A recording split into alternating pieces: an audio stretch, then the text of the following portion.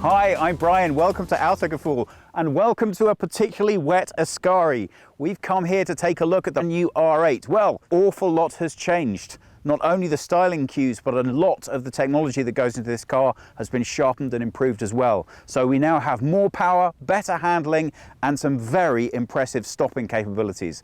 Does it all add up into a package that means you should trade in your old R8 and get one of these? Let's take a closer look and find out.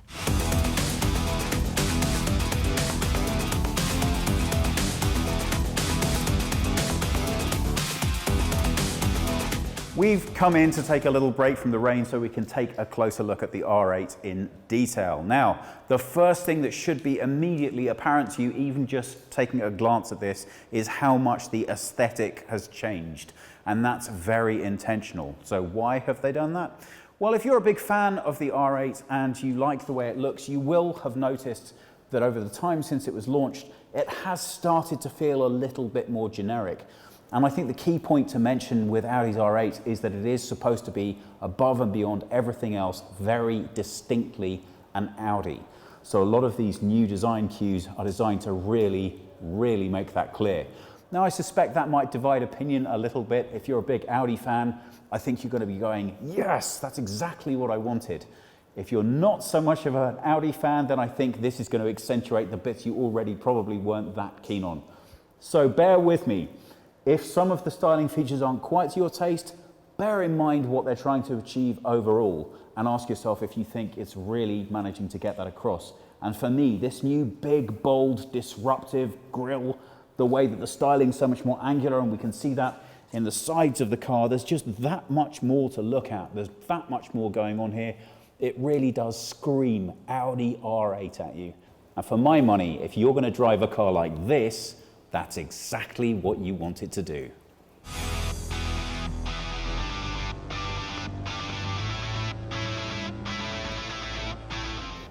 Now, if you're going to film inside a garage at a racetrack, you're going to expect that the floor is going to look a little bit used. Why do I mention that? Well, we'll come on to that in just a second. But for now, let's talk about getting into the R8. We have a very discreet door handle that's tucked right underneath here. Obviously, the reason for that is it doesn't interrupt either the aerodynamic flow of the car or also the visually compelling design line that really cuts across here. And it does make for a very satisfying experience when you open up that door. Sounds great. Now, okay, this isn't a new or unique thing, but I have to say I'm a little bit of a sucker for it. If you look on the floor just here, aha, that's why I mentioned it earlier, you can see that we have a light shining straight down that tells us exactly what it is that we're going to be driving. And I like that. It's particularly nicely reinforced by this lighting detail on the carbon fiber doorstep. So before you've even set foot in this car, you're really ready for the experience already. Let's take a closer look inside. If I can get Martin just to walk around with the camera, I'll open the door up for him.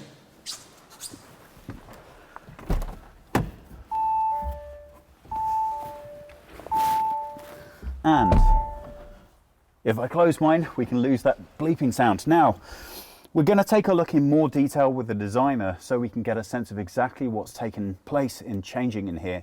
But I wanted to point out a few of these design features that I really like. The first one to go for is this quilting on the roof. Not only does it have a very sound absorbent effect, which you only want really from the external road noise, the engine is parked directly behind my head. And when you turn on the car, you know what, let's just go ahead and do that so you can hear the symphony that comes out.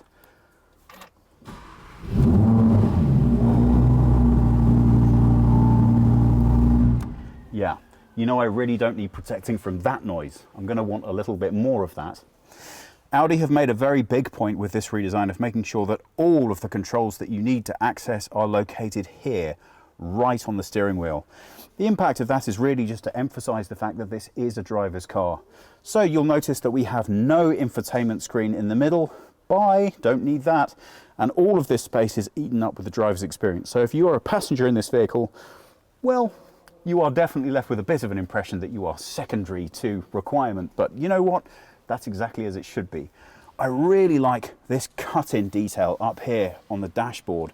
That to me accentuates the idea of the car, which is to really build you into the driving experience that the car offers. Everything here looks very straightforward, and there is nothing to distract you from where your attention is supposed to be, and that is most definitely firmly on the road. In terms of the rest of the interior, it's actually quite spacious for a car of this type and size. I don't feel in any way cramped, and I even have odd bits of space to put things. What I couldn't begin to imagine, but at least it's there if I need it. Now, these central control knobs, as with the console, are designed to be extremely straightforward and easy to access. Again, keeping your concentration where it needs to be on the road. If I have one gripe, it would only be that this feels just a little plasticky to me to the touch. But I've got to be honest with you, once you start driving this car, I think heating and cooling are going to be the last things on your mind. We're just getting ready to take the car out here at Ascari, and I have to tell you the track is very wet today, and I'm very anxious to be able to show you exactly what this car can deliver. So, okay, I'm not the greatest driver in the world. Well, you know who might be one of them, and that's Denmark's Tom Christensen. He is the holder of the record for the most ever wins at Le Mans. So he has more than a little bit of experience driving prototypes. I think he could do this in his sleep. I think it's going to be interesting to see how I get on with his driving of this car. We're going to find out right now. Your nickname is Mr. Le Mans, is that correct? No, that's the other man. I'm the poet. Okay. 9 times. Now that's got to be some kind of masochism. What about Le Mans? Did you like so much that you felt you needed to do that?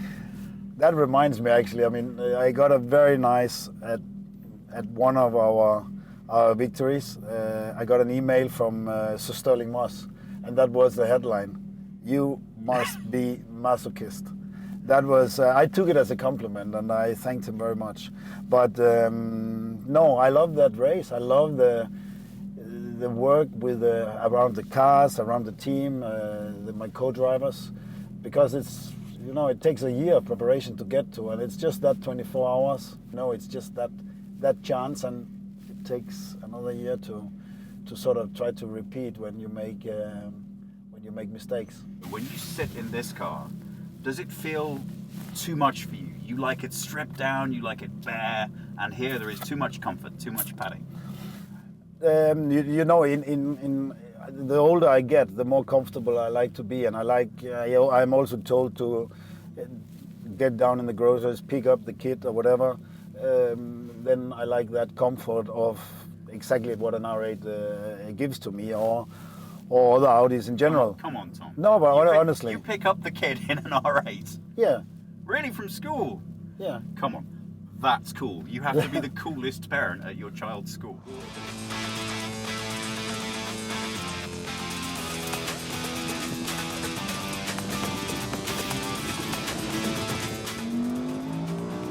That sound is fantastic. Oh, that's great. Oh, there's a corner coming up here. We have cold tires, huh? The car is very good. First, from the steering, it's very direct. It's even more, I would say, it's more smooth in the way delivering. This is one of the trademarks from the R8, very direct steering. But you see, I go in and I feel the car through the steering very well. As you said, very low center of gravity in the car, in this sports car, which gives you a bit more speed through the entire corner. And it's wet, it's damp at places, but you feel the rear coming slightly going into the corners. It's basically able to counter steer that little bit without really opening the steering anyway. You just feel it. And that, I don't know exactly the British word for gutmutig in German, but that it gives you a comfortable feedback, but it's still direct, dynamic, agile, all these words is just optimized that little bit like you do in a racing car. You're constantly playing with small parameters. And I think that's what is done in this facelift of the second generation, which was already very, very good. It's just optimized in detail in many ways, and particularly for the visibility. when you first look at the car, in all angles, you immediately spot, whoa, that's the new R8. Yeah. But you still see that's definitely the R8. That's easy to see. The engine, very lovely sound and lovely power, very good power deliverance on the throttle. And driving last night, driving the R8 LMS, the race car, it is the same engine. And that what you go racing with the whole season, winning races all around the world. That's what you get. That's exactly the same. And obviously, that's a big plus. Oh, yeah. It bites a little bit when you get into the wet stuff, but it's just because you hit the wet patches. Yeah.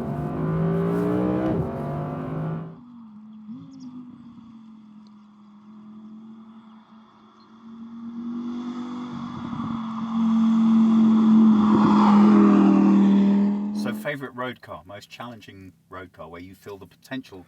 When you get it right, it makes you feel so good, but it's so hard to get it right. An AC Cobra with more than 500 horsepower. Racing car, I can tell you many moments about Le Mans, the 24 hours during the night, but in a kind of a GT car, a road car, I think that was the toughest. So that is my dream car. This is the first car I saw I fell in love with. No, but my dream car is this one, Brian. Oh, this one. In another color.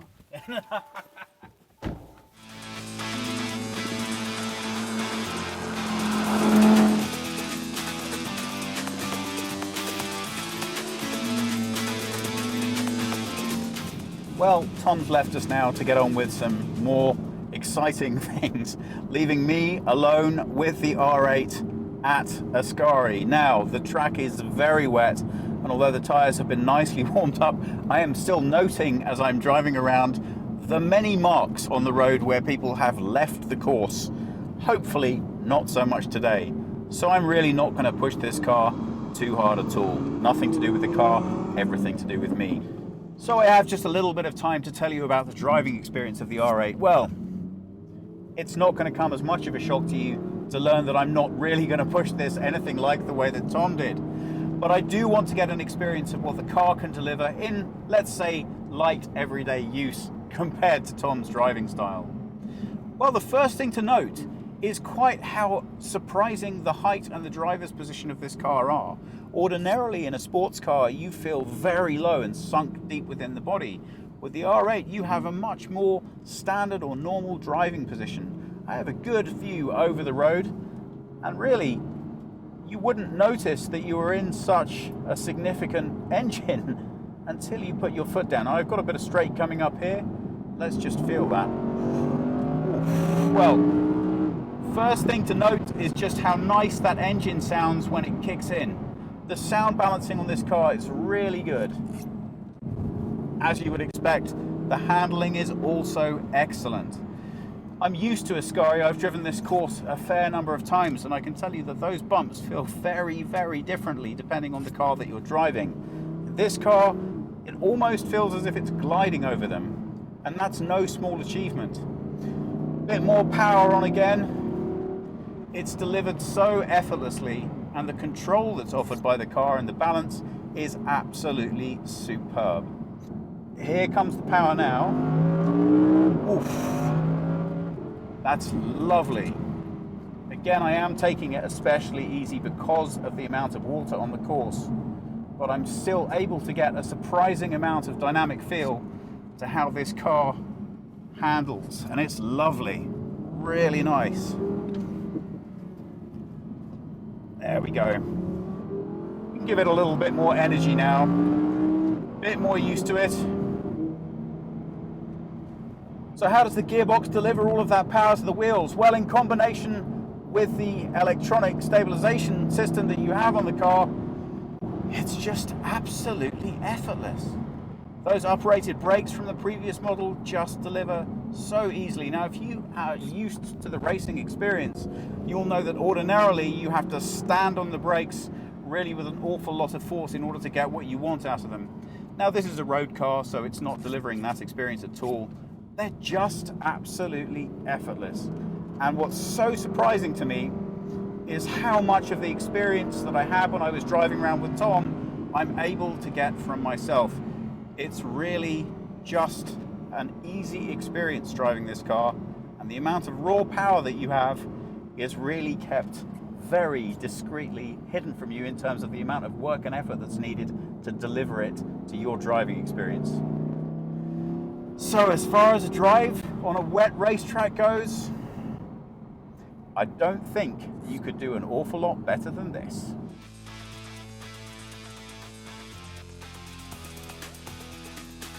We've been joined by Damien Schockenhoff, who's the product manager for the R8, and Damien's going to take us through some of those changes that have happened with this latest version of the car. Now, Damien, an awful lot of work and effort has gone into making the R8 refreshed and new. Can you talk us through? The front grille has become wider, and we have those design elements, and they are parallel to the legendary Audi Sport Quattro. The front lights are optically wider and also flatter, and the blue LED that shows the laser sign is lighten up a little bit. I see these three intakes that we have here reflecting on that Quattro history, and maybe the only thing that we have in common between the R8 and the new A1 that we're going to be taking a look at as well. Now, I did want to mention, because here we have a very visually large black surface area, and I notice that a lot of these are closed intakes, but at the bottom, obviously, we have the open for the radiator access. And I wondered, was this done to be visually disruptive, so we still have this large black presence, but we've still optimized the airflow through the engine? Basically, the main target here for the grille is the function. So we leave open what we need for the cooling, and we close what we don't need to have the best aerodynamic. It's a nice way of using these textures, though, because from a distance you really can't get a sense of which portions are open and which are shut. And whilst that might seem like a small detail, sometimes the radiator finish on sports cars can be less than optimal visually because, as you say, performance is key. And I like the way that the texture's been used here, so you really don't get any visual disruption of the design in order to achieve the performance. Yeah. And obviously we have that nicely echoed with the black rings up here. Yeah, the black rings are actually new for the new R8, and it comes optionally with black rings and black badges. Okay, so let's take a look around at the side and see what's happening around here. I think maybe one more detail, because it's actually my favorite detail about this car. It's here, the new shoulder. It looks really like a muscle, like a perfectly trained muscle, and makes the front look very masculine. And the line the new front spoiler draws is continued in the new rocker design and in the rear diffuser. And like this, it is a line, and it makes the car look like it's standing on a board.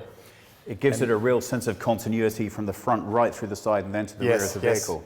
And it makes the car look closer to the street. Now, a quick word on the color choice. Here we have Ascari blue. Yeah. And as I understand it, this is going to be a signature color that will be available in all of the top sports line right throughout Audi. Is that correct? No, it's an Audi Sport exclusive. It's an Audi Sport exclusive color. But for all of the Audi Sport? Only for the performance models. Yes. Yes. Yes. So we had the RS6 performance, RS7 performance, RSQ3 performance, and the Ascari blue color was always the signature of the performance model, so the top model of each line. And with the new R8 performance, we decided to bring this color into the R8, and I'm really happy that we are having the dynamic press event here in Ascari, because it's a perfect story for this color and this car. Now, regular viewers obviously going to be a little upset that we failed in managing to convince Audi that they should call this Thomas Blue. But nevertheless, we have Ascari Blue. It looks pretty great, and I think it's nice to tie in all of those top models together. We also have a couple of other new colors. The gray, the dynamic gray that we can get is also new, is it not? It is Kimura gray. Yeah. And it's actually one of my favorite colors, because when you're in the sun, you see lots of copper pearls in the paint. Beautiful effect. And with all of the available colors, do we still have this two-tone contrasting throughout to enhance, as you said, this kind of board effect with the car sitting on it? We still have that tone contrast as well. So we have the optic package, I just described the line around the car, and with the side plate and the rear view mirrors, we have here the new color titanium matte, and this is also our performance color. And all the other models, and if the customer wants it, they can get it in black high gloss and in carbon fiber, of course. I was going to say, are we finally seeing an end to the carbon fiber era with sports car design? I don't think so. It's going to be around a while. Let's take a look around at the back and see what's changed there. Maybe let's have a look at the wheels first, because those are new 20-inch aluminum wheels, and this dynamic design is not feasible in a forged or in an alloy wheel, so it is milled. Wow. It is milled from a whole block. Wow. That sounds really cheap. And do they come as standard, or are these one of the many options? This is an option. This is an option. Standard are 19-inch forged wheels. Okay. And this 20-inch milled is an option. Well, it does look really pretty good. And come on, if you're going to spend the money on the R8 in the first place, you know, don't be mean. Come on, spend a couple of extra dollars. That's a pretty nice effect. So, coming round to the rear of the car, now the first thing that's really striking about this model in particular, because I don't think, again, this is standard, are these massive exhausts on the rear. Are they standard for all models or only for this one in particular? So the geometry is standard. We changed to oval exhaust pipes because the first R8 V10 had oval exhaust pipes, and all of our RS models have oval exhaust pipes. And I think it looks pretty amazing. It really does manage to accentuate the rear without being too overblown. The trouble with a lot of the larger round ones is they become the dominant feature that you look at on the back of the car. With the oval shape, you help flatten and widen that rear. So exactly. It really does look dynamic. And look at the air diffusers on the rear. It almost looks as if the car is floating slightly above the ground. And again, we have the mirroring with the honeycomb that we see so prominent in the front design of the car, right across the back as well. Now, I think it's worth mentioning sports cars are very much a specific and particular taste. So before you guys all go nuts and say, I'm not, the R8 design, it was so much better, or there's other cars I like differently, don't forget, one of the most important elements of design with a sports car is that it has to be individual and unique. It really has to deliver something that speaks to the concept of the car itself. So all of these design features are adding up to bring us a car that is uniquely and distinctly an R8. So okay, I get it. Some of you are going to say, come on, that's not the flowing lines I like, that's not the styling that I would prefer, but it is unique and particular to the R8. So when you look at this, you have to ask yourself, how do you feel this is added to the history and the car itself, as opposed to how does this sit within all cars that are designed to be sports vehicles? And what I like that I feel has been added to the design of the new version of R8 is that everything's been sharpened a little bit, which is interesting particularly to me because it also speaks to what's happened with the performance. But we'll come on to that a little bit later. So we have a very impressive rear to this car. In redesigning this, in looking at the back of the car again, was there something that you wanted to add that was different to what had gone before? I think the rear is always very special because this is what most people get to see of this car.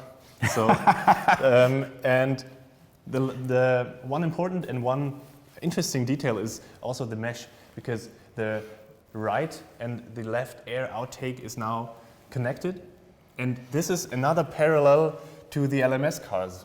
And we have many parallels to our motorsport cars. The R8 was right from the start developed in parallel with the LMS cars, and today they share up to 50% for the GT3 and more than 60% with the GT4 race car.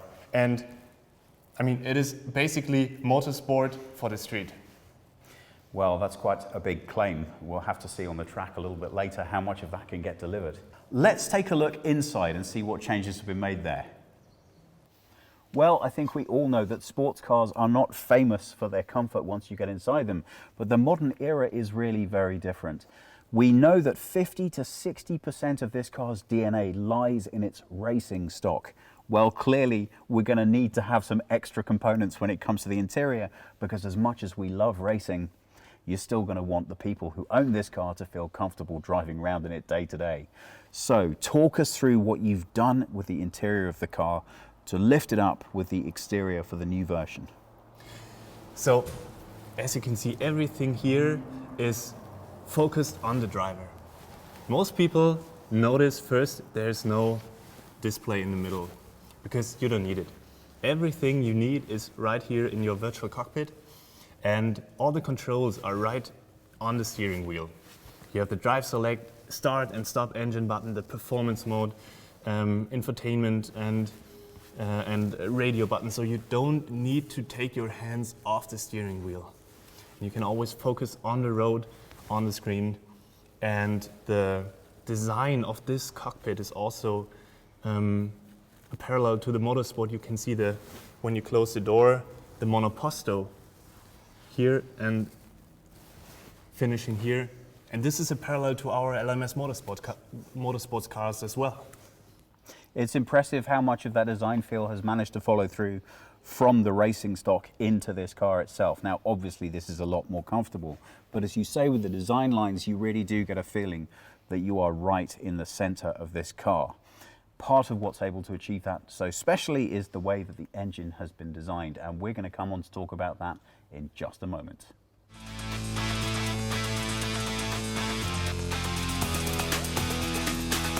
There is an awful lot of very complicated equipment happening underneath this hood. So I'm fortunate to have been joined by Alessandro Vergina, who is the project manager.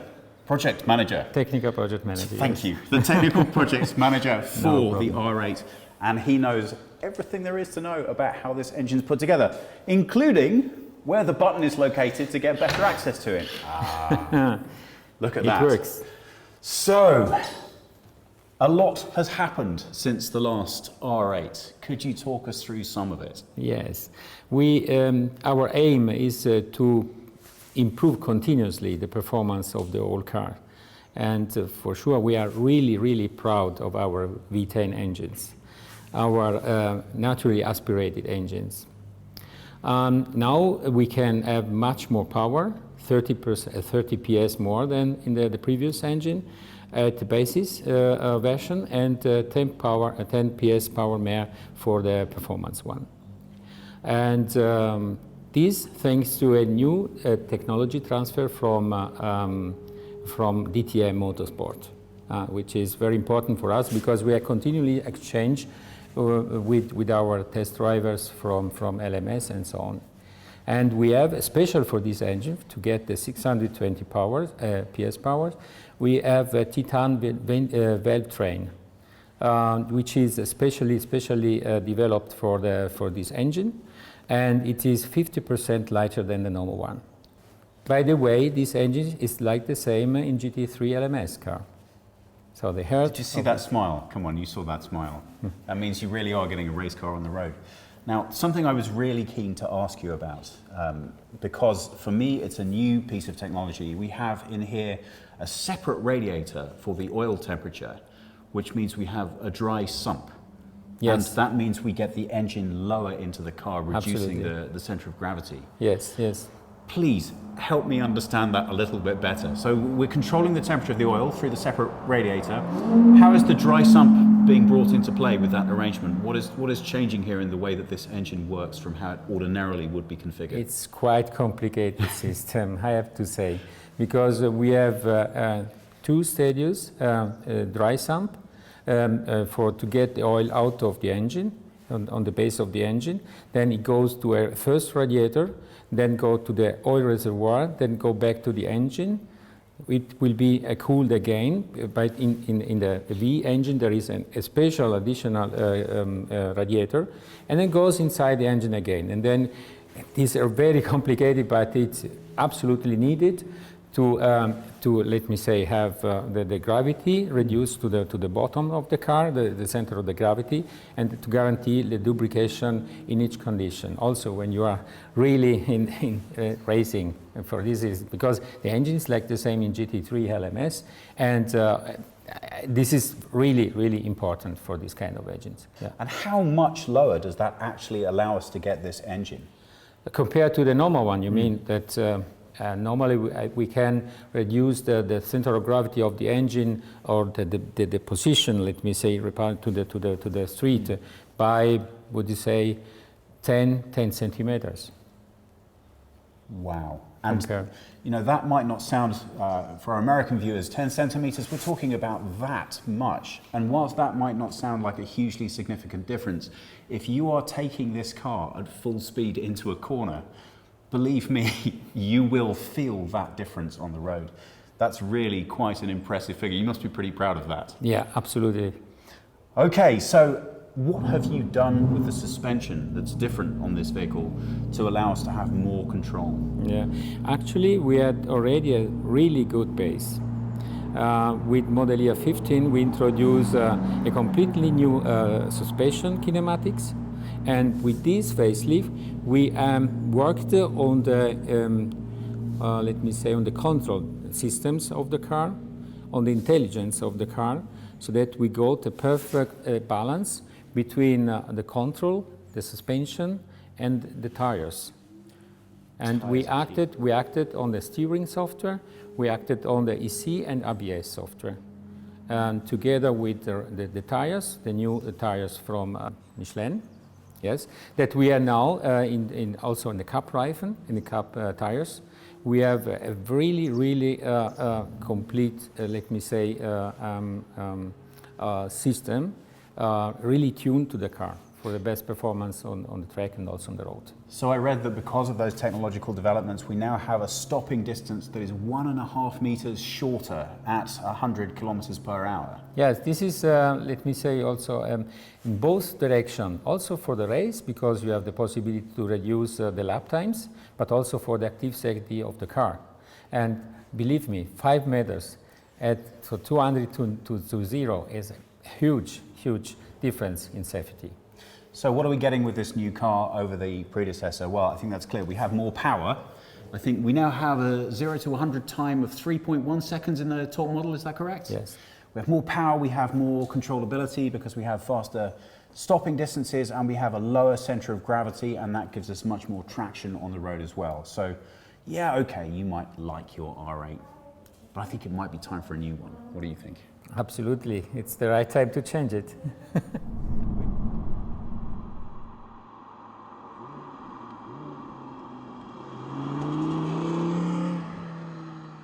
Well, that about does it from us here at Ascari. As you can see, I think it's probably about time we went and got dried off, but it has allowed us the opportunity to just see how amazing the handling of this car is in these kind of conditions. Maybe with a little bit of help from Tom. Now, in terms of looking at how it delivers price versus performance, unfortunately, the costings haven't been released yet, so we're still not quite sure how it's going to stack up against its predecessor. But the question is, have we been delivered enough of what we wanted in this revision to make it worthwhile changing it up? Always a controversial question. Facelifts are always challenging, especially when people who either want the complete revision of the car or really already like what exists and don't want it changed. Well, for my take, I think the styling cues are superb. Car design changes a lot year on year, and generally speaking, we go from softer and smoother to more angular depending on what's current at the time of any new car. But with a sports car, making a big statement really is what it's all about. And I'm happy to say that the new angularity and harshness of this design really suits the car. Why? Well, come on, let's be honest, it's a sports car. It doesn't want to be subtle and discreet. You shouldn't be taking it around places where people aren't turning their head to get a better look and find out what you're driving.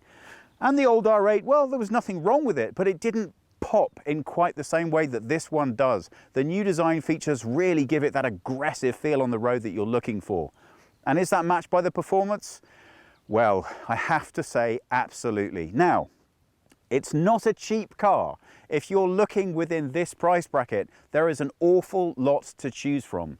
What I particularly like about this is it is an expression of everything that Audi want to put into a car. And therefore, if you're a big Audi fan, this car is going to make you very happy. Now, if Audi isn't quite your thing, then this is going to be less likely to be your thing than the predecessor was. It's a lot more Audi, more distilled, but all of that performance package comes together to create something that really is quite unique within the marketplace. When you drive this car, it couldn't really be any other. You're going to have to take my word for that for now, but please, if you get the chance, take it out and give it a spin. You'll know exactly what I'm talking about. Now, if you have any comments or questions, please pop them below.